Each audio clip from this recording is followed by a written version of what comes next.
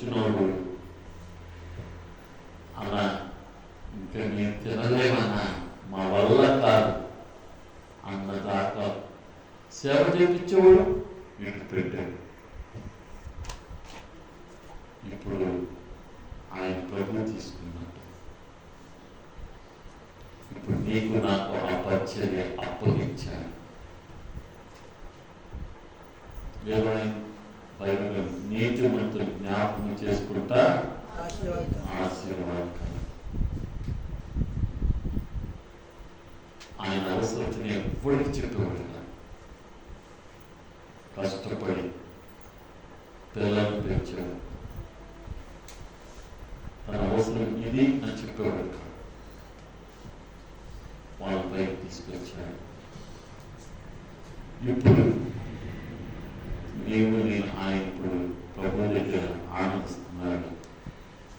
ఆ పరిచయం నీకు అప్పగించబడి మనకు అప్పగించబడి ఎంతవరకు మనము ఆ సేవను కొనసాగిస్తున్నాం. ఈరోజు తీర్మానం చేసుకున్నాం,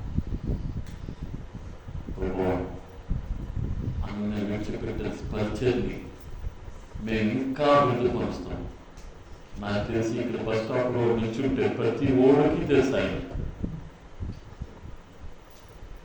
ఆయన పలకరించిన వ్యక్తి ఎవడో ఉంటాడు. కానీ ఎప్పుడు అతిశయం లేదు. వీడు తెలుసు ఆ తెలుసు అని ఎప్పుడు అందరూ తెలుసు. మరి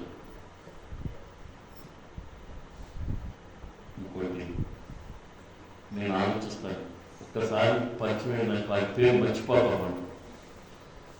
ఆయన పేరు మర్చిపోవడం అనేది ఉండదు. కారణం ఏంటంటే వాళ్ళని జ్ఞాపకం చేసుకుంటాం. జ్ఞాపకం చేసుకుంటూ ఏం చేసేవాడు? ప్రార్థన చేసేవాడు. పచ్చిగారట ఒక ఉత్తరం రాస్తే కనీసం 3 సార్లు ప్రార్థన చేస్తారట.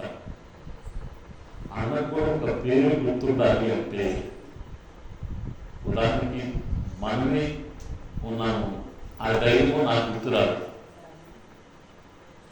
ఆ మాట. కానీ అన్నకి ప్రతి ఊళ్ళో ప్రతి వారి పేరు తెలుసు. అంటే ఏం చేసేవాడు? ప్రార్థన చేసేవాడు. మనం కూడా ఆయన జ్ఞాపకం చేసుకుంటూ, ఆ నీతి మంత్రి జ్ఞాపకం చేసుకుంటూ మనం రంగంలో ముందుకు కొనసాగాలి. ఒక్కసారి వాగ్దానాలు చదివేసుకున్నా.